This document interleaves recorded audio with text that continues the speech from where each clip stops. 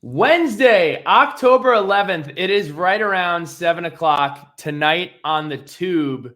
We have Jerry Kill versus Brad Cornelson, New Mexico State, taking on Bowling Green. I'm sure that will be the talk of Twitter tomorrow morning. But we're not here to talk about Wednesday night football. We're here to talk about Wake Forest, who is coming to town for homecoming weekend. Virginia Tech is wearing all maroon, and it has been declared. The mayor of Blacksburg has declared a no Wake zone in Blacksburg. I can't take credit for that. I have to give it to Katie Rapold on Instagram, who came up with that fun pun. Patrick, how are you doing, buddy? Good. I'm already getting the car packed up for another Blacksburg weekend. I'm still unpacking from the pit weekend, transparently speaking, after being away for the Florida trip that we took. So, we're recalibrating, but we're also ready to go. I'm fired up. It'll be fun. So Virginia Tech versus Wake Forest, as we always do, we are going to kick this off with some poetry. Another week, 2 or more submissions. What do we have? Well, guess who's back? Hokey Hack is back with some poetry. He says, "It's time to bounce back. We are hungry for a win. Let's get loud in lane." And back with another one is John Cranham. "Fall is upon us. Is this the weekend it turns? Hokies win on Sat." There we go. 2 solid poems. Hope to see both of you this weekend in Lane Stadium. Smiling for the camera for the Section 5 pick. Now, this weekend, it's going to be a special one. It is homecoming, as we know. We invite all of you to come join us at the Young Alumni Happy Hour at Hokie House on Friday from 4:30 to 6:30. You can register. We put it on Twitter. We've put it on Instagram. It's on the Virginia Tech alumni website as well. If you register now, it's $10. If you register at the door, it is $15. And part of the proceeds are going to the Keep Jumping Fund. So that is awesome. Following our Hokie House appearance is the homecoming parade from 7 to 8 p.m. on Main Street. And then after that, we will be emceeing the Spirit Rally right around 8 o'clock. Be at the drill field before 8 o'clock. We'll be up there for 15, 20 minutes.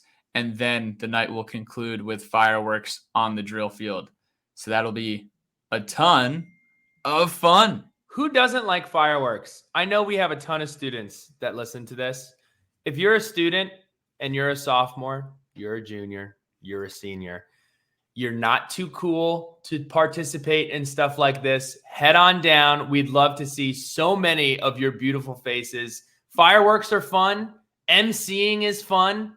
And we're looking forward to seeing everybody. It's going to be a great weekend, Pat. A lot of people in town.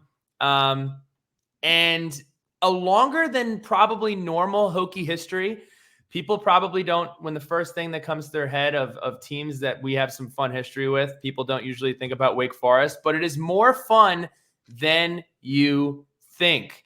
If you look at the big picture, Virginia Tech leads the overall series 25-13-1. I hate ties. There's nothing more un-American than a tie. The first game was played in 1916. I'm pretty sure that was the year that World War I started. Fact check me if you like. I think that's correct. Maybe not. The Hokies won that football game 52-0. Great job in 1916, Virginia Tech. Pat, give us the heavy hitters. I had the misfortune of attending the 2020 COVID game at Wake Forest. I got to turn off my notifications. Do not disturb. We went to BB&T Field, Truist Field, whatever it's called, up in Winston-Salem. Had a wonderful afternoon at a brewery. Myself, Chris Rieger, Dave Naus, and I think it was Bryce who was with us. I might be miscounting who the fourth. I think it was Bryce. And Hendon Hooker threw 3 interceptions to this white guy from Northern Virginia, number 45. and he was a walk-on, and that was a huge bummer. This was I know you have this in the notes. This was the wheels fall off of the 2020 season game. It was. I mean, it's crazy to think Virginia Tech came into that game ranked 19th in the country. I was actually getting ready to celebrate a wedding with my family. We were seeing my cousin get married in Hopewell, Alabama, and lose that game. And again, speaking of white walk-on defensive backs, this was on the heels of Tyler Matheny having his magical moment, which was awesome. And then Wake Forest pulled a page out of our book, and their white walk-on DB had his magical moment. So the next week, we beat Louisville. We were in Charlotte for that game.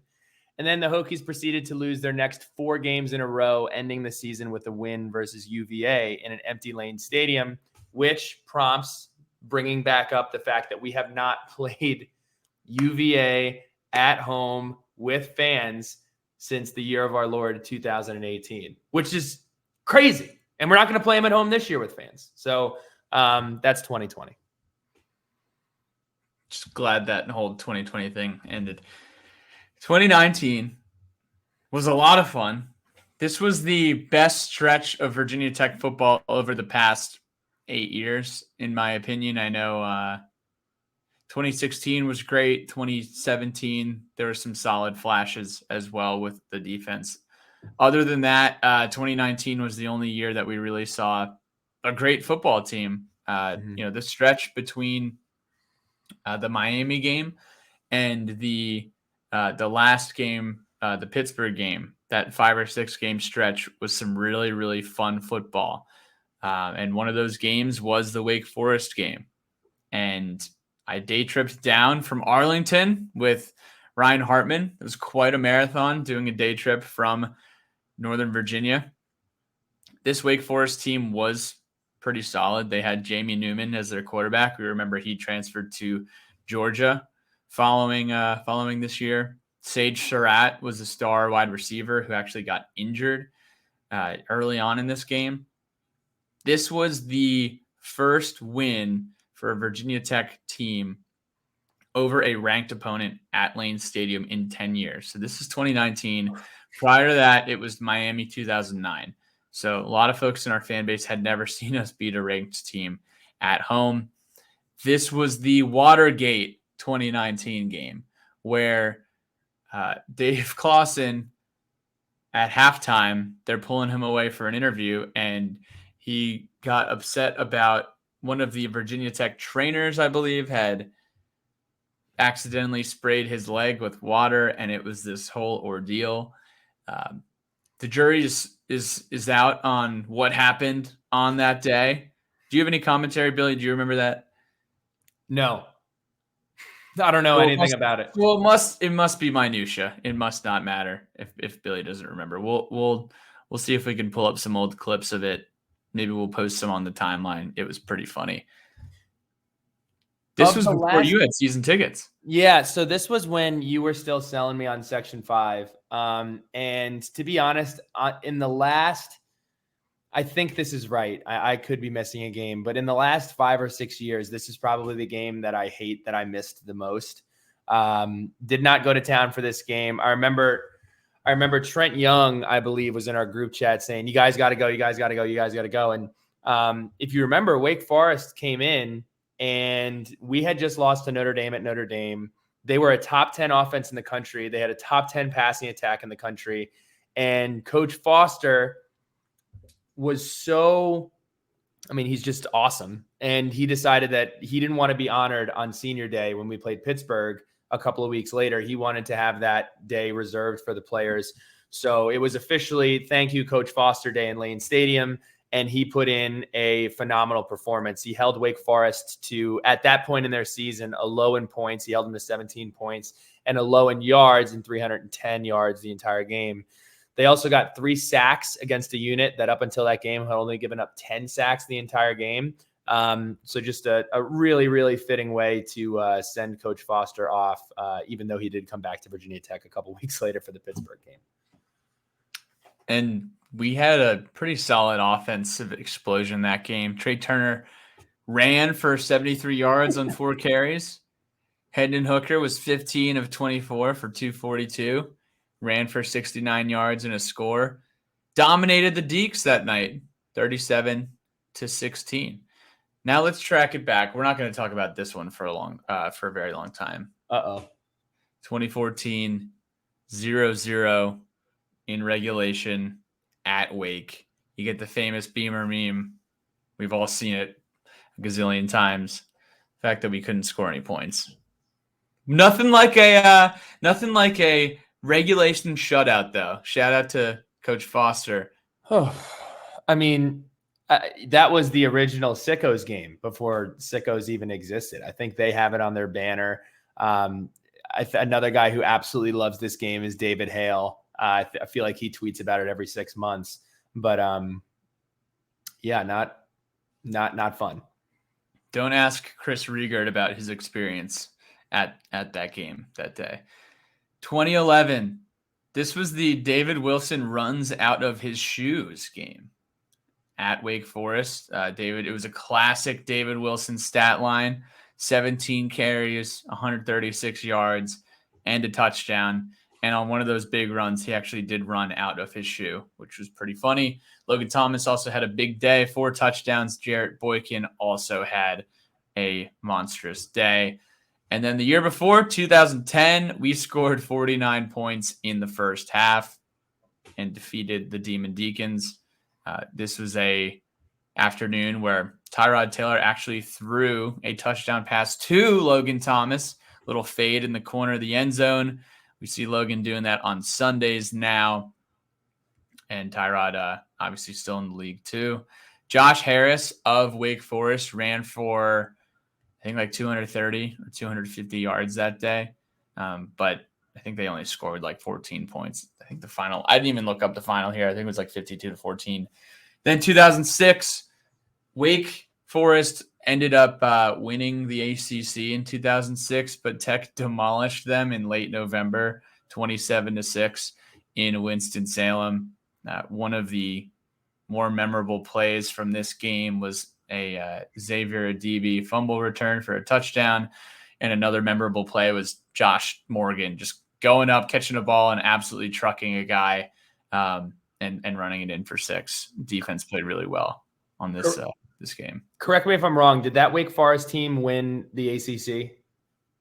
They won the ACC. But we crushed them. That was just an interesting year for Tech. Our defense was unbelievable in 2006, but we had back-to-back losses against Calvin Johnson and Georgia Tech, and then up at Boston College where we just couldn't score a touchdown. They beat us 22-3. And those are our only 2 regular season losses. Did not get in the ACC championship because Georgia Tech had us in the head-to-head. And then Wake Forest beats Georgia Tech in the ACC title game. So before we move on from Hokie history, we're going to play a new game. It's called Whoa! He went to Wake Forest. A couple of notable folks that went to Wake Forest. Tim Duncan, one of the 5 or 6 best basketball players of all time. Chris Paul, one of the best basketball players of all time to not win a title. Arnold Palmer, one of the best golfers of all time. Muggsy Bogues, fun basketball player. And last but certainly not least, Ralph Kitley, the round mound of rebound, 6'10" center from 1986 to 1990. Fast forward 20 or 30 years, and Liz Kitley is absolutely dominating in the ACC. So shout out to Ralph Kitley and the Kitley family. Should we jump into storylines? Yeah, let's do a little bit of a background check here on Wake Forest. They're 3-2. They went to Death Valley last week and almost pulled the upset. Clemson scored 17 points. Wake scored 12 points. I mean, you talk about just a go ACC game where we're really seeing the mid version of the Clemson Tigers, and Wake almost pulled off the upset here. Mitch Griffiths was 15 of 25 for 137 yards. Cade Klubnik had a extremely similar stat line, 18 of 28 for 131 yards. Um, you know, Wake played Clemson tough. We played Florida State tough for 2.5 quarters. I kind of just find that these Wake Forest and Virginia Tech teams are pretty similar, generally speaking. We have a common opponent on the calendar that both of us have already played, and that is Old Dominion. In Wake Forest's case, they actually were trailing 17-0 at halftime. They were trailing in the fourth quarter. They came back and mounted the 27-24 victory down there in Norfolk. And we know how it is tough to win games in Norfolk, Virginia. And then, as we all know, Virginia Tech defeated Old Dominion week 1, 36-17. Who did Wake beat this year, Billy Ray? Who did Wake beat this year? That's an excellent question. I don't have that readily available, but I can get it. Oh, well, let me get it for you. I thought you had it. All right. Wake has played so far. They beat Vandy 36-20. They beat Old Dominion 27-24. And then their other win was week 1. We're going back here. No. Elon. Big win over Elon, 37-17. So outside of this Clemson game, not much of a sample size. They lost to Georgia Tech 30-16 at home. But the rest of the way for them, what were you calling this one? What were you calling this? You were calling this. So yeah, this is a bowl game. This is a pivotal game for both of these teams moving forward. Wake has 3 wins on the year. They need to find 3 more wins unless they get one of those. Hey, we're going to let a 5-win team into a bowl game, which has to stop. It's terrible. So this is the bowl game bowl. This is the bowl game. This is bowl. Yes, this is if I want to participate in a bowl game, it would be in my best interest to win this specific football game. Okay. You look at the rest of Wake Forest's schedule, they have to win 3 games. They play Pittsburgh, they play Florida State, they play at Duke, NC State, at Notre Dame, and then at Syracuse. They're not going to beat Notre Dame. They're not going to beat Florida State. Duke's a bit of a toss-up, but then, you got to find a way to beat Pittsburgh or Syracuse or NC State. So that's challenging. And then Virginia Tech, we have 2 wins on the year. We have to find 4 wins. If we're able to beat Wake Forest, you need to beat 3 out of Syracuse, Louisville, Boston College, NC State, UVA. I will feel a lot better about finding 3 games to win in that list than finding 4. So really interesting. I do think Al Jones tweeted at us earlier this week, like this is an important time in the schedule here for both teams. Virginia Tech has the benefit of playing this at home. Virginia Tech has the benefit of, it's certainly not a tune-up, but they came out and they played well against one of the best teams in the country, and Wake Forest is simply not Florida State. So going to be interesting to see how it pans out. So I know we like to talk about lines early, but I think we should talk about lines at the end towards our score prediction. So let's talk about Wake Forest's offense. They have the 90th ranked scoring offense. They're putting up 22.8 points per game. Comparatively to Tech, very similar. We are ranked 83rd. We scored 23.5 points per game. Wake Forest puts up 379 yards per game. 177 of those are on the ground, and 201 of those are through the air. Tech, on the other hand, kind of similar from the passing standpoint. We have a similar passing offense, 202 yards per game, and then 140 yards per game on the ground. Mitch Griffiths is their quarterback. He has 9 touchdowns. He's completing just over 60% of his passes. But the glaring stat here is that he has thrown 6 interceptions. Virginia Tech has not been able to intercept anyone lately. No. So something's got to give here. But where is he from? Mitch Griffiths is from Ashburn, Virginia. So shout out to all of our Ashburn listeners. Look, he's been at Wake for a while. He's played a lot of football. The QBR is not friendly to our friend Mitch Griffiths. Mitch Griffiths has the 2nd lowest QBR in the ACC. Yes, he is behind now tight end Phil Dracovic and recently benched Brennan Armstrong. So not a great year for Mr. Griffiths. So here's my one observation on Wake Forest's offense, and bear with me here. I'm going to explain this as best I can. Coach Clausen does a phenomenal job. Really, really good coach, innovative, does a lot of different things. And what he does really well that's a little bit different is he does run that RPO style mesh offense. And what that does is it means that the offensive line has no idea if the play is going to be a pass or if it's going to be a run. So what does this do? This obviously keeps the defense on their heels a little bit because they're going to basically let you dictate how they are going to attack you. What they give up on that is the offensive line is typically slower to move down the field to avoid a illegal man downfield. So this is an opportunity for our linebackers to stay clean and to make plays. It's also an opportunity where if they're not gap sound and they don't key in on their responsibilities, it can be a really, really long afternoon for us. So our linebackers will either have an amazing day on Saturday or we're going to be in a whole lot of trouble. And I can't wait to find out which one it is. I would just say one more thing. Defensive ends, pass rush, there will be opportunities for us to go ahead and get after the quarterback.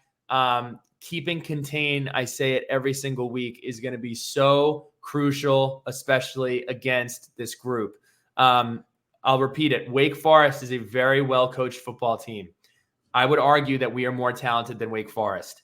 So teams are very similar. Got to go out, got to be gap-oriented, got to be task-oriented, and key in on what you need to do. And I think our defense has a chance to continue Wake Forest's struggles on offense. I'm not going to call Mitch Griffiths by any means a mobile threat. He has 64 carries for 64 yards on the year. That obviously includes sacks and tackles for loss. But he does have a long of 27. It seems about every single game he does have like an 11 or 12 yard scamper, but I do not see him being a running threat here this weekend. Other than Mitch Griffiths, there is a two-headed monster in their backfield. You have Desmond Claiborne, who is their main guy, 82 carries, 371 yards, averaging 4.5 yards per carry with a long of 20. He has 3 scores. And then Justice Ellison, 45 carries, 253 yards, 5.6 yards per carry with a long of 29, has not found his way into the end zone. They do have a third guy that we might see who has a long of 74 and is averaging 7 yards per carry on 19 carries. His name is Tate Carney. And then as far as receivers go, their top receiver is named Jamal Banks, 32 catches, 331 yards, averaging 10.3 per reception, 3 touchdowns.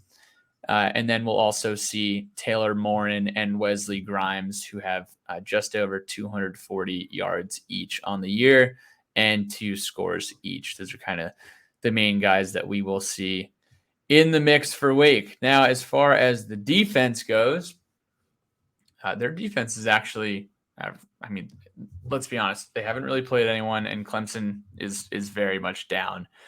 They have the 41 ranked scoring defense at 22.8 points per game. Comparatively, Tech has the 60th ranked scoring defense. We are allowing 26.7 points per game. Wake is giving up 360 yards per game. That's good for 43rd in the country. Tech is giving up 358 yards per game. That's good for 42nd. So, we're very much on the same plane as far as giving up yardage. That is split 150 or 135 rushing yards and 225 passing yards on the Wake Forest side as well. Now, I did have to pull this fun nugget because we have been kind of tracking this stat the last few weeks. Before Florida State, Virginia Tech had the 10th ranked pass defense. Before Pittsburgh, we had the 2nd ranked passing defense. And we are back up to that 2 spot, Billy Ray, after only surrendering 170 yards down in Tallahassee to Mr. Travis.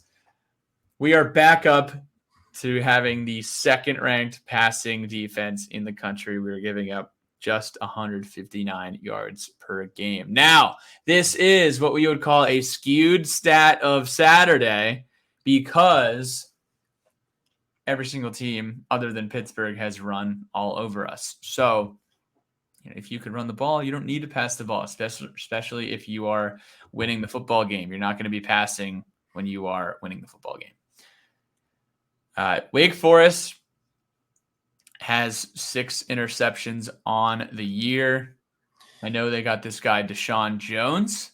Yeah, he's got 3 interceptions on the year, which is tied atop the ACC leaderboard. And one more thing that Wake Forest does really well is they have 2 of the top 4 tackle for loss getters in the ACC, and Jasheen Davis and Jacob Roberts, who have combined for 12 tackles for loss, 8 of which have been sacks. So another week, another challenge for the offensive line of Virginia Tech. Look, I would love to find a way. I would love to find a way to do this every single game, but I would love to find a way to get Bashal Tutin some holes here in the offense. He had an incredible game. He was the player of the game versus Florida State, but wasn't able to do a ton in the running game. I'm curious to see how Virginia Tech utilizes Malachi Thomas. Is he going to see more carries like he saw last week? I thought he played really, really well against Florida State. So I'm curious how we're going to come out. I was talking to Coach Holmes, and if Virginia Tech can find a way, just find a way to play the way that they played in the back 3 quarters of Pittsburgh, the back 3 quarters of Florida State, I think they're going to be in a pretty good spot. We've had 2 weeks in a row where we've put together 3 quarters of good football. And in that first quarter, it's just not what you're looking for. So if Virginia Tech comes out and plays for 4 quarters, I think we're going to win this football game. We're going to get into kind of our predictions later, but offense, defense, special teams, which we're about to talk to, come out and give us 4 quarters. Jacob Roberts, who you mentioned. So we've been talking about this all year, how having a safety lead your team in tackles is not good. It means you're giving up a lot of, chunk plays. Wake Forest's 2 leading tacklers are 2 of their linebackers. You mentioned Jacob Roberts and then Dylan Hazen as well. Roberts has 40 on the year. Hazen has 35 tackles. 5 of the 40 tackles from Roberts are sacks. So Roberts is a talented dude. He will put a lot of pressure on Kyron Drones on Saturday. Got to get the ball out on time, which Drones has done a pretty good job of. I think that's one of the key factors in his skill set is he'll get out of the pocket. He will throw the ball out of bounds, or he'll make a defender miss and pick up a few. As far as special teams are concerned, the one thing that stood out to me, Dennis Matthew has the most field goals made in the ACC with 11. He's made 11 field goals. He's 84.6% on the year and has a long of 44. They also have a solid punt return and kick return unit as well. So that is your scoop for special teams. And moving right along to keys of the game. I got 2. This isn't a key. This is more of a plead. It's more of like a please do this. Can we just come out and punch somebody in the mouth? Like, can we just come out and play the first quarter, a full game on offense and defense? If you walk into the bar when you're in college and you try to feel stuff out, you grab a Michelob Ultra, you sit in the corner by the jukebox, and you just feel the scene out. And there are these 2 or 3 ladies at the bar and you're interested in them, but you don't say anything. You're just feeling the situation out. Guess what? You might have missed your window. You're starting behind the 8 ball. Come out and say, hello, I am so-and-so. Nice to speak to you. If it's a football game, say, hello, I'm Virginia Tech, and I'm going to be here for 4 quarters and I'll punch you in the face. That is what I'm looking for out of Virginia Tech in this first quarter. It's homecoming. We're wearing maroon. It might rain. I hope it rains. And that's what I want to see. That's what I want to see out of Virginia Tech. You disagree. You don't want it to rain. I get it. You want to stay dry. You don't want to get all pruny. That's fine. I just want Virginia Tech to come out and punch somebody in the face. That's all I want to see. Come out and do it against Wake Forest. I don't care if it rains. I think you're I hope it rains commitment is it just cracks me up. Hope it rains, man. Hope it rains. Hope it rains. Like, I hope you guys, oh, you know what it did during the Purdue game? It rained. Okay. You know what was not awesome? Everything about that day. Other than the fun that we had. That day was awesome. Other than the fun that we had. Exclusive of that, what happened on the field? Nothing that was awesome. Yeah. Okay. So let's not just say hope it rains. If it rains, it rains. But I'm not rooting for another hurricane to come up and keep people under Lane Stadium's concourse like the Titanic. That's fair. You're right. I don't hope it rains, but I do hope we punch somebody in the mouth between the whistles. And then my other key to the game, it's this simple. If Virginia Tech finds a way to score 30 points, I think we win the game. Wake Forest is averaging what they're averaging, and they've only mustered 16 against Georgia Tech and 12 against Clemson in the last 2 weeks. Come out, play complimentary football, take care of the football. I feel really confident about this game. I'm 1-0 on putting tweets out before games. I tweeted we were going to beat Pitt. A lot of you bookmarked it. More people bookmarked Pat's. Pat put his flag in the ground against Pittsburgh, and you guys all had to delete those bookmarks. Come after me. I'm a man. I'm 40. He's a man. He's 40. I think we're going to win on Saturday. I feel really, really good about it. It's sold out. I know the crowd's going to bring it.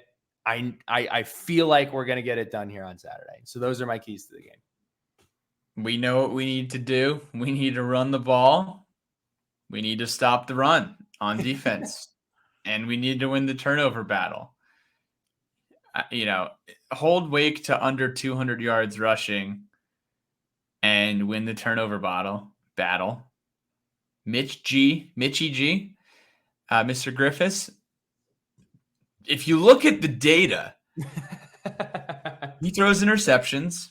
And if you look at the data, Virginia Tech is due to pick one off here.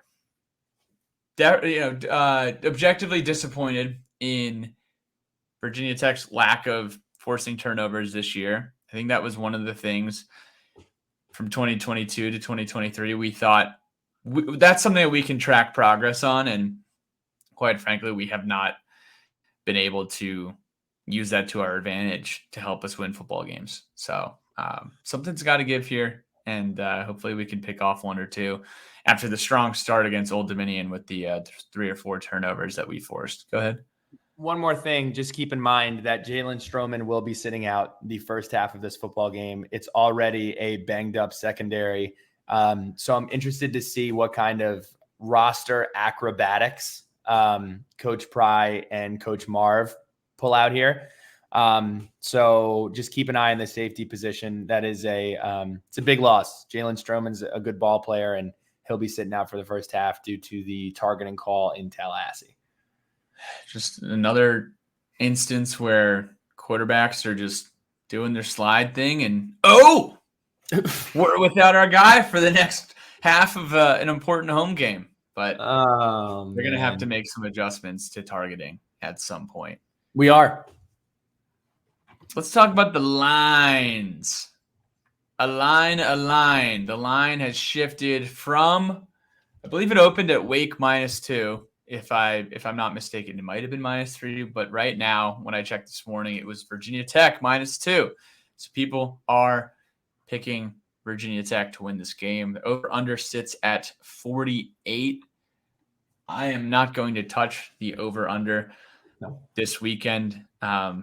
If Virginia Tech wins, we're going to score more than 17. If we lose, we will probably score 17. So do whatever math you want to do with that.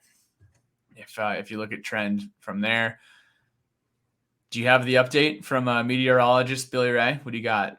Meteorologist Mitchell, forecast is calling for rain. Might have a poncho effect. It's one of my favorite isms that you have. And a high of 68 and a low of 51.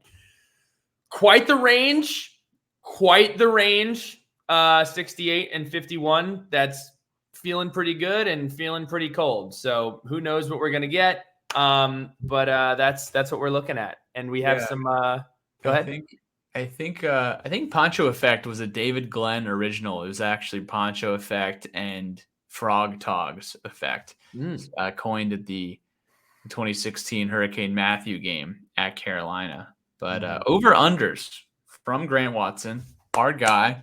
Love the over-under submissions every single week. Billy Ray, drones rushing yards, 74.5. That's high. I know you said under here. It's very high. I think he had 80 yards last week against Florida State.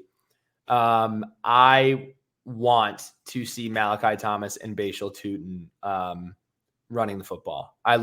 We need to get to the point where Kyron Drones running the football is a threat. It is not the show pony of the offense.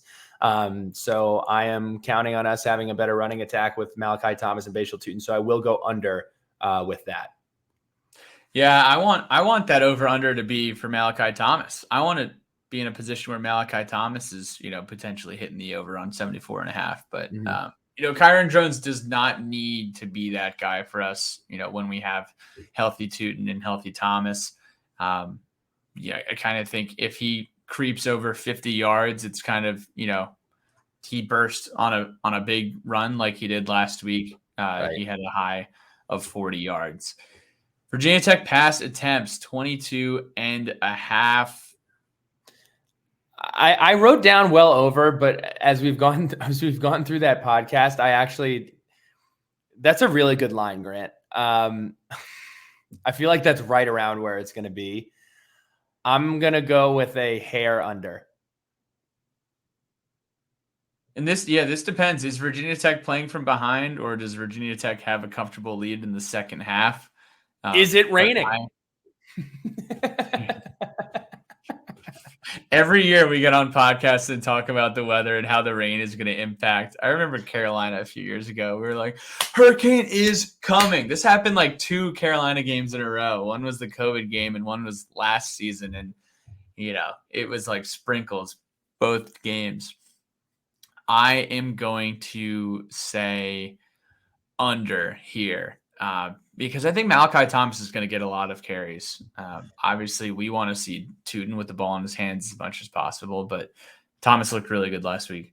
On the note of quarterbacks, I do want to send out well wishes to everybody. Look, like everybody's dealing with challenges, right? There's a lot of crazy stuff going on in the world.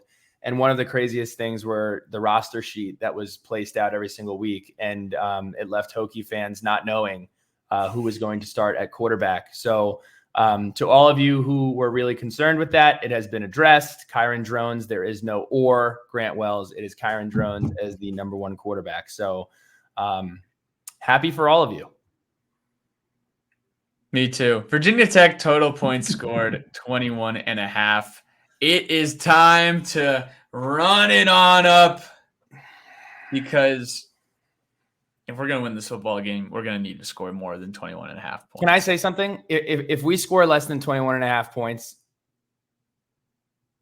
it's not going to be a fun podcast on Sunday or Monday. That would be really, truly, deeply concerning. If I don't know. Wake Forest only scored 12 points last week against Clemson, but Clemson did walk away with that win, even though they scored 17. Yeah.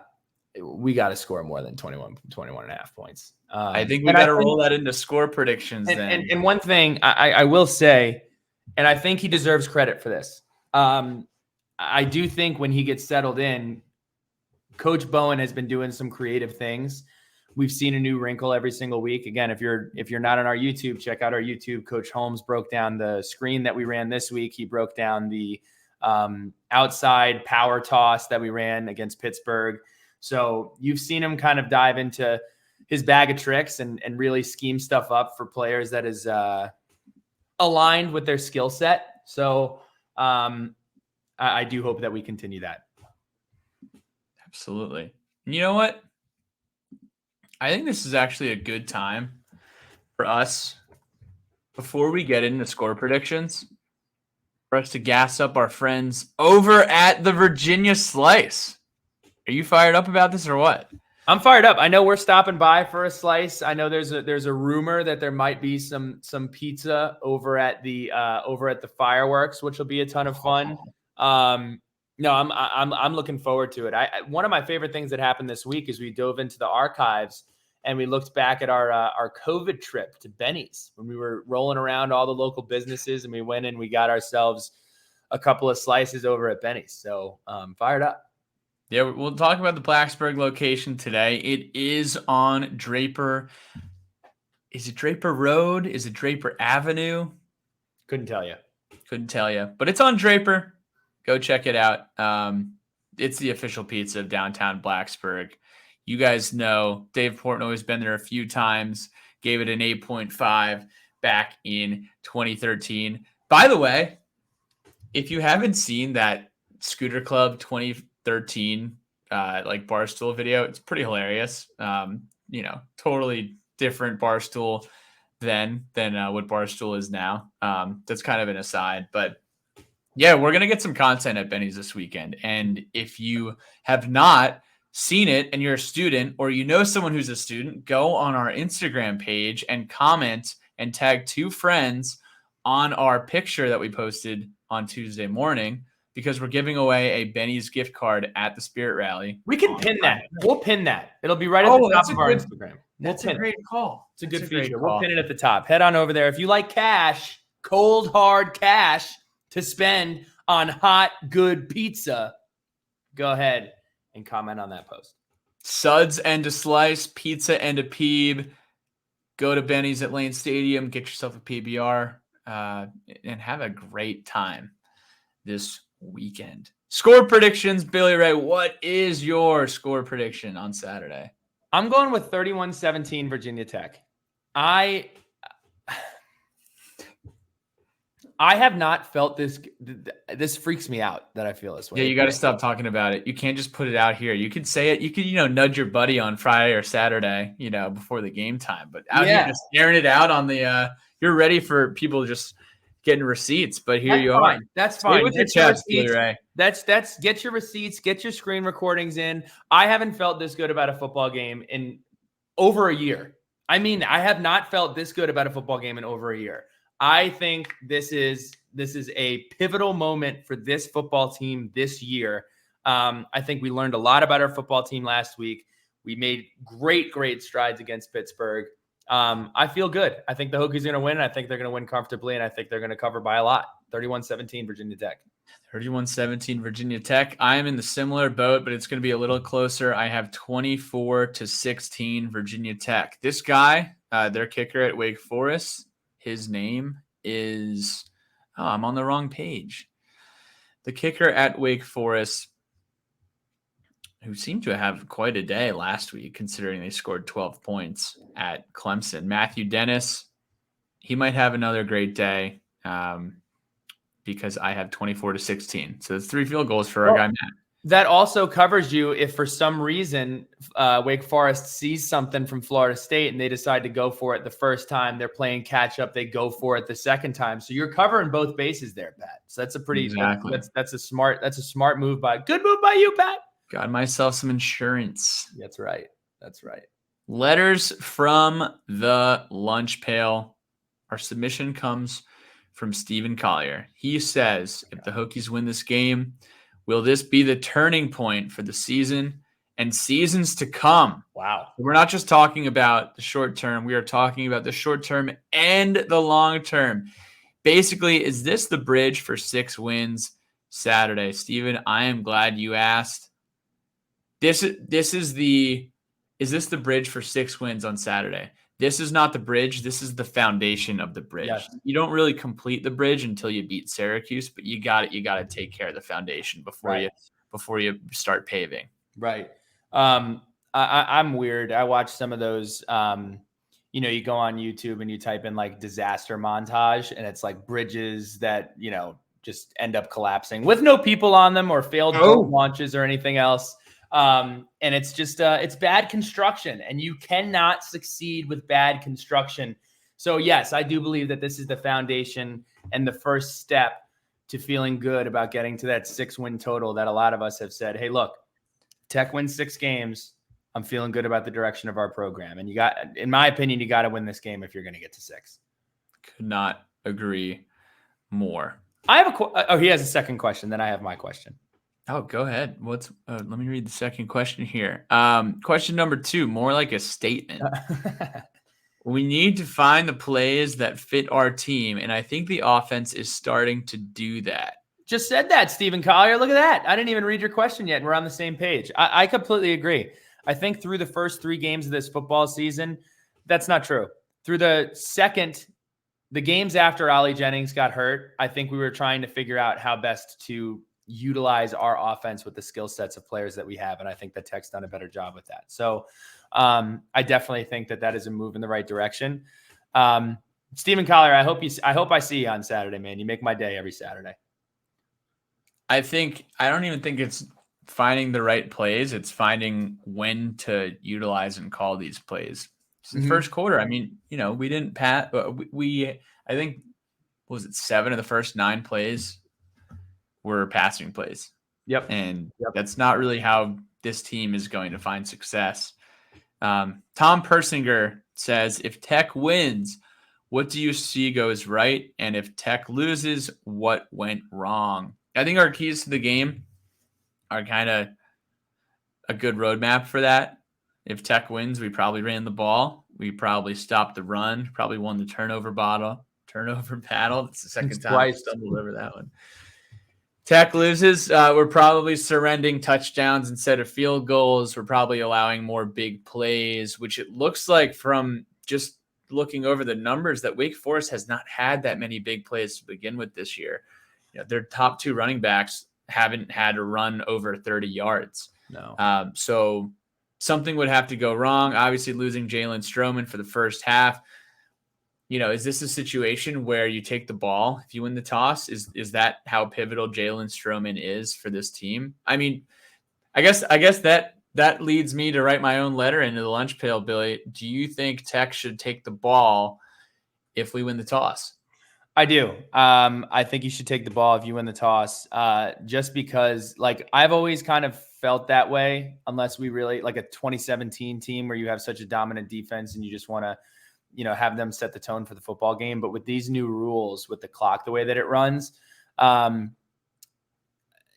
possessions are so limited that I'd love to have us come out and get that guaranteed first possession and let the offense start the game. So I would take the ball 100%, especially to kind of get closer to getting Jalen Stroman on the football field.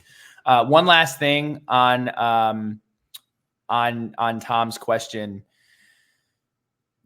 I just want to reiterate, Tech has to do a good job being gap oriented. When you play a team that is completely reading you and is as well coached as a Wake Forest team is, if you're out of position, if you don't have gap integrity, if you leave something open, they're going to gash you. They haven't been able to do it this year so far, but that is something you will be susceptible. And the linebackers have gotten better since the beginning of the season. We looked a little bit out of sorts there, not lined up correctly. But alignment and assignment, I believe that this is a more talented football team in Virginia Tech than Wake Forest. So go out there and show it. Here's my question. There's a big football game on Saturday. Miami is playing North Carolina. Miami is coming off of a loss. Actually, Miami is not coming off of a loss. Mario Cristobal is coming off of a loss this past Saturday with the Neal situation against Georgia Tech. North Carolina, you got to give props where you got to give props. They're undefeated. They're having a really good year. It's probably their first-ish test. I don't know if you want to count South Carolina as a test. They're kind of middle of the road in the SEC. Who do you want to win that game? I'm asking you. Who do you want to win that game? Which game? North Carolina versus Miami.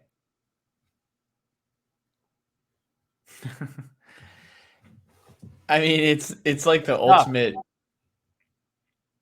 It's the ultimate, like, choose your least favorite enemy, or I guess choose your favorite enemy to win. Can they both lose? Yeah.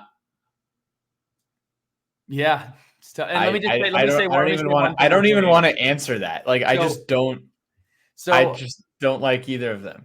I'm rooting for the Louisville, Florida State, North Carolina. 3 teams are undefeated, and then they have to figure out how to figure. You said it in the Hot Wings and Hot Takes that you were worried about Penn State, Ohio State, and Michigan all having 1 loss and having to figure that out. The ACC, with this new divisions being gone situation, Louisville, North Carolina, and Florida State all do not play each other this year. So if they all run the table, you're going to have 3 undefeated teams for 2 slots in the ACC championship game. I hate Carolina. I also hate Miami. I do like Drake May. I am a fan of Drake May. I think he is a good football player. I think if I absolutely had to pick, because look, I'm like, maybe you're different than I am. I can't watch a football game and not like be pulling for one of the 2 teams to win. That's just how I operate. I would side on if I got to choose who won that game, I would probably pick Carolina. What would your choice be? I mean, I'm picking Carolina if we are picking money line. Mm-hmm. You skirted around the question. Who out of those 2 teams would you prefer to see win the football game? It's tough. I hate them both, Pat. I hate them both too. Who would I prefer? I'd prefer Miami. Carolina has an unbelievable football team. I live in North Carolina. I walk around on the street and no one even knows what's happening. Yeah. And I already know that that's how it is in Miami anyway. Miami, you guys saw the stadium last week. There was nobody there, and Miami was undefeated. And I'm not going to say a fan base deserves to lose like that. I don't think any fan base deserves to lose like that, to be honest with you. But I would be rooting for Miami in that game. I'm so glad you put this on the list here to take us out. But I think it deserves to have a little bit of a discussion. For sure. It's been a pressure point on the timeline for the last couple of days. So if you live under a rock, Virginia Tech has decided to move away, or they have not renewed with Learfield IMG. They are now moving over to Playfly. Playfly excels in large corporate sponsorships, especially in the naming rights of stadiums. I love walking out of Lane Stadium and doing nothing. There's nothing like walking out of Lane Stadium with a dub. I don't know how jazzed I'm going to be to say there's nothing like walking out of Wiener Schnitzel Way Lane Stadium with a dub. It's probably not going to hit the same. But what would hit really nice is $70+ million over 5 years to give up the naming rights of Lane Stadium. Where do you stand on that? Nobody was in favor. Okay, I'm not going to say nobody. People didn't want the portal to happen. The portal has happened. What a comp. A lot of people didn't want NIL to happen. NIL is here. A lot of people are not going to want to rename Lane Stadium. At face value, I never want to rename Lane Stadium. However, everyone has a price, especially if you want to compete. If you want to compete, you got to use the portal. You see how Clemson looks this year? It's because they haven't been doing it. You want to compete, you need to take advantage of NIL. You want to compete, you might have to give away the naming rights of your stadium. And I know Castle has it good, where it's Carillion Clinic Court at Castle Coliseum. Might be the other way around, but you get the idea. I am okay with making the concession of the name of our stadium. If Lane is involved, if it's like at Lane Stadium or something, that would be obviously the preferentiary model. But if it's going to help us get closer to winning championships, like, you can't just hold on to that. You can't. And if that's the last straw for some folks, then like, how bad do you really want to win is what I'll ask you. But, if renaming Lane Stadium or renaming Worsham Field is kind of like a nail in the coffin for you, then I don't know what to tell you. I'm sorry. This is 2023. Welcome. It's going to continue to get more and more and more like this, where money is the overarching power, and the folks in charge and the folks involved, that's what they're driven by. But also that if Virginia Tech needs to compete, we're going to have that money. And you can name it whatever you want if it gets us closer to a championship. There were some texts in the group chat today that will not be repeated on this podcast, but it was like, hey, they could name it this, this, and this. If we win a championship, I'm all for it. So the answer is yes. Do you want to read some of these, Billy Ray? Yeah, real quick. I just want to give people an idea. A lot of people like to make fun of Kentucky because Kentucky's is named after a grocery store. It's literally called Kroger Field. So this happened in 2017 with JMI Sports. They changed the name to Kroger Field as part of a 12-year, $1.85 million per year naming rights deal. Now, if we were to name it Kroger Field, I would hope it would be Gucci Kroger Field. But that is what happened at Kentucky. And then this offseason, right before the season started, Georgia's Board of Regents announced a deal that the automaker Hyundai was going to pay Georgia Tech approximately $55 million over 20 years by naming rights, which would have simply been called Bobby Dodd Stadium. Now, I don't know if the Rambling Wreck is a Hyundai. It's probably not. I hope it's not. I can't imagine that it is. But I think it will be more palatable with certain names than it would be with others. So we're going to read down this list. Pat, you and I will do a quick reaction of whether we would be okay with this or not. And I will just reiterate, it doesn't really matter if I'm okay with it or not, because it's what's probably going to happen, and it's probably going to put money in Virginia Tech's pocket. And if that leads to wins, fan-freaking-tastic. First one comes from Eddie's Mind. I always thought Amazon should pour money into naming rights as a connection to the Virginia Tech Innovation Campus. Deep pockets and all. Just call it Amazon Stadium, and we can all say we are going to the Amazon. Amazon, get your beat downs here. Amazon Stadium will sell turkey legs and pain. Wow. So off rip, I don't love Amazon Stadium, but if you include the taglines, not that bad. What's the name of the stadium that UCF plays in? Is it called like the Bounce House? Is it officially called the Bounce House? UCF stadium name. FBC Mortgage Stadium, also known as the Bounce House, formerly known as the Bright House Networks Stadium and Spectrum Stadium. Wow. They have been scooping up cash for quite some time. So we have some catching up to do. Here's the thing. I only knew it as the Bounce House. If you are able to make sure that your stadium is branded so well as a nickname, i.e. the Big House, i.e. the Horseshoe, i.e. the Terror Dome, Death Valley, whichever one you're referring to. I was referring to LSU, the big boy Death Valley. If you are able to brand your nickname well enough, it doesn't even matter what the stadium's called. Doesn't matter. Who knows that it's called Ohio Stadium or Michigan Stadium? If really people call it the Horseshoe and the Big House. What are some other ones? City Field where the Mets play. MetLife Stadium where the Giants play.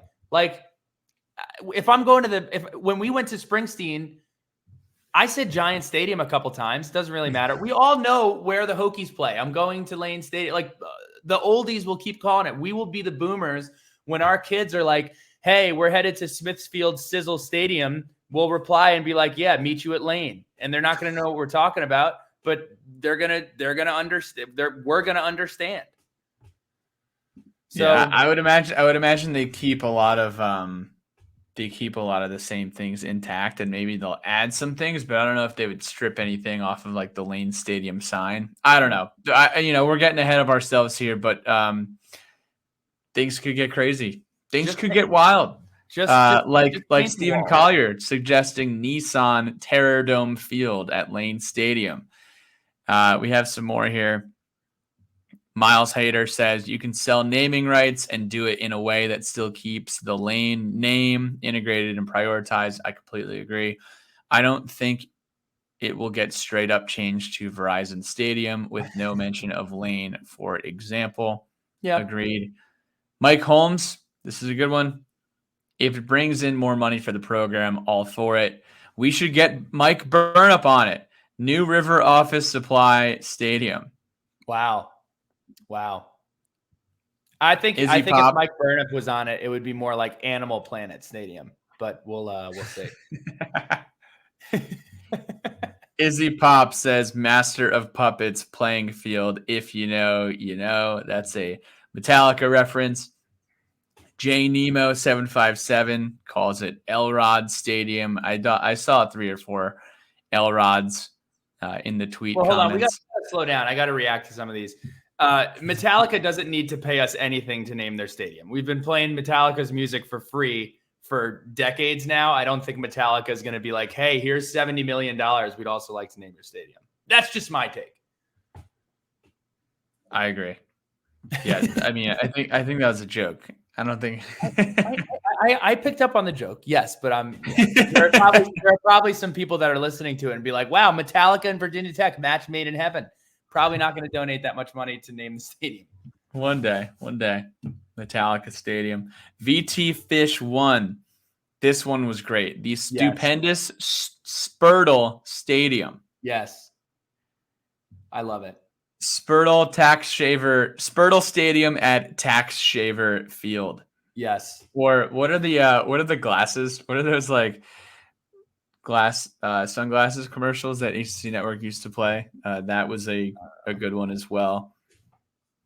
I think Angry Gobbler speaks for all of us. I don't like the idea. However, if it brings in millions and you're the AD, no brainer. You have to do it. Thank you. Hopefully they use the sponsor name, but keep the old, like Carillion Health Castle Coliseum. Andrew Patterson. Saw someone mention the Smithfield Slaughterhouse.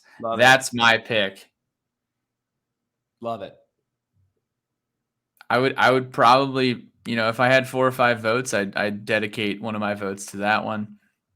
Eye of the Gobbler. So we have Angry Gobbler and we have Eye of the Gobbler. If BMW bought the naming rights, it could be the Beamer Bowl. That's great. I like that a lot. Now, do you think this fan base is more of like an F-150 Chevrolet or a Ford or a Chevrolet type over a Beamer?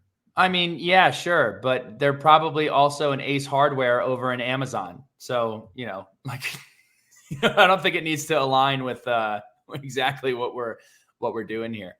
I might have a very uninformed take about this. I know Amazon comes up very, very, very frequently because of the Innovation Campus, and how this may be a match made in heaven. But Amazon is, again, this is uninformed. Amazon is massive. Like, they are based in Seattle. They have, I know they probably have local HQs in every region of the country, but DC is not like an Amazon town. Yeah, they're not going to name. If anyone's getting Amazon, it's going to be like Washington or Washington State or Oregon State or Oregon. Like, I just don't know if Amazon is really embedded with us as much as a lot of our alumni base thinks. Again, might totally be wrong, but no, I agree. I mean, this would be kind of like Apple naming Stanford Stadium. Is that going to happen? No. So I don't. We're going to buy Amazon stuff anyway. I don't think they need the help. And if they want to do it for cachet, they're probably going to do it on the West Coast. So that's my uninformed take on that as well. Oswald is back in the Letters from the Lunch Pill. He says Appalachian Power. Love it. That's a good one. Love it. Because that's what you're coming when you're coming into Lane Stadium, getting some Appalachian Power. Doug Wilson. Most awesome name would be Wild Turkey Field. Oh my gosh. That's my favorite one so far. Without a doubt. That is the best one. Hilarious would be Substation 2 Field. Yeah, that one's etching into Kroger territory, but it would be more This Is Home-esque because we all absolutely love Substation 2. 1872 VPI. This is a good one too. Boeing has an on-campus presence in both Blacksburg and at the Innovation Campus in Alexandria. CEO of Boeing also is a Pamplin grad. So Boeing Stadium is the only option. I like this pick a lot because when you think of Boeing from a high level. Ooh, good pun. Good pun. High level, planes, Boeing. Come on. Yeah, great food. When you think of Boeing, innovation, you are literally traveling from one part of the country, flying. You know what most of our superpowers would be when we were kids and we would play that game? Flying.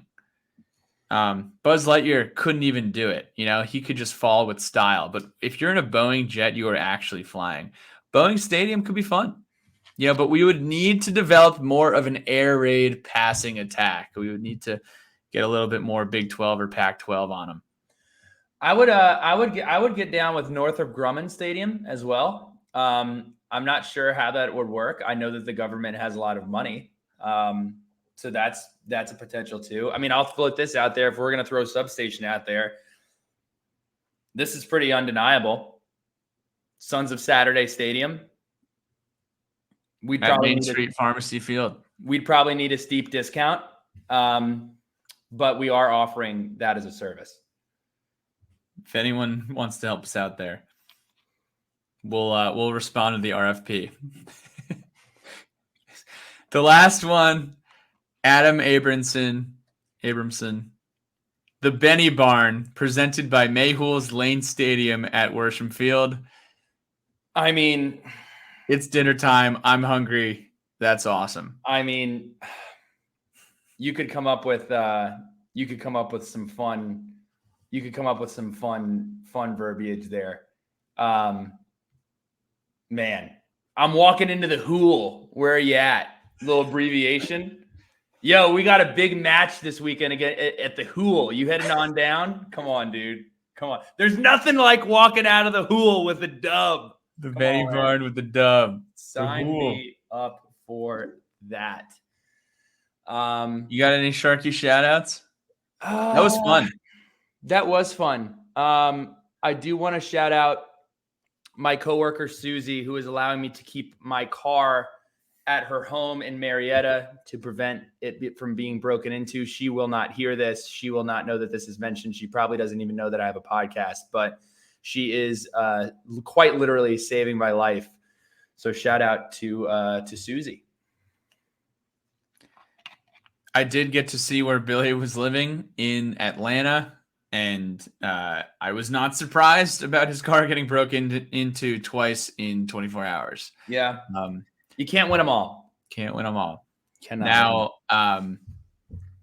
it's going to be a big weekend. Fired up to see everyone at Hookie House. Looking forward to seeing you guys at the drill field. And tailgating should be fun. I know we're going to set up a German club. We're going to pop over to the Lot 2. VT's best tailgate. Going to pop over to Lot 1 and Lot 4 as well before enjoying another Saturday in Lane. Could we do something that we never do, ever? I don't see why not. What if we just went through all of the games in the top 25 and just picked a winner real quick? Real quick. Okay. Zero prep. Let's do it. Zero prep. UGA versus Vanderbilt. Georgia. Iowa versus Michigan. Michigan. Ohio State versus Purdue. Ohio State. These games suck. Syracuse versus Florida State. Florida State. Arkansas versus Alabama. Alabama. Cal, Utah. Utah. Mass, Penn State. Dude, this week is horrible. UMass. I'm sorry. Penn State. Penn State's like a 46-point favorite. Here's a good one. Oregon versus Washington. College game day. The game is in Washington. Oregon with the points. Take them +3 this weekend. Texas A&M versus Tennessee at Tennessee. This is a good one. This is at Tennessee. I have A&M going in there and winning. Tennessee is not the same team as they were last year. We've all figured that out by now. Kansas versus Oklahoma State. Kansas is top 25. Kansas State's having a rough, or Oklahoma State, excuse me, is having a rough year. Kansas, give me the Jayhawks. I'm gonna go with Oak State. I can't see Coach Gundy going out like this. I can't see him being this bad all year. Louisville versus Pitt. Louisville. But would it not be so Narduzzi? Would it not? He's Mr. got the spoiler. He knows all about it. He does. He's got that little vase in front of the facility for everybody to put their bad thoughts into. I'm not sure if you saw that on Twitter. Oh, yeah. Pretty funny. Arizona versus Washington State. That's got to be Washington State. Auburn, LSU. LSU. SC at Notre Dame. Give me the Irish. SC doesn't have much of a defense. Notre Dame is more of a complete team. I know they're not as explosive on offense. But that's going to be a great football game. Where are we watching that? Are we going to watch that at the Cellar? We're going to watch it somewhere. I'll tell you that. Miami versus Carolina. Here it is. It's back. I'll pick Carolina, but I want Miami to win. Kentucky versus Missouri. Kentucky just got absolutely railroaded by Georgia. Missouri lost to LSU by Missouri. This could be a hangover game for Missouri. I like where is it? It's in Kentucky. It's at Kroger Field. I like the fighting double bags. Give me the Krogers. UCLA versus Oregon State. Oregon State. And to round it out, Saturday, 8 o'clock on ACC Network, NC State travels to Duke. This is a dangerous spot for Duke. NC State's bringing in a new quarterback. Riley Leonard's banged up. I don't think he's playing. I'm going to go with NC State. NC State could be a big spoiler here. I am going to pick Duke because I already placed a money line bet, parlayed it with Notre Dame. And that was before... I don't know. I don't think. Yeah, it sounds like Riley Leonard's not going to go, but not confident about that one, guys and gals. That does it. As always, thank you all so much for watching. If you are watching on YouTube, please hit the like button. Please hit the subscribe button. If you're on Spotify, give us 5 stars. Down to 4.5 stars. Don't love that. So if you can, throw us 5 stars. It does make a difference. It does help. But we're looking forward to seeing you all in Blacksburg. And as always, go Hoks, go Birds, go sports. Enjoy the games. And we'll talk to you soon.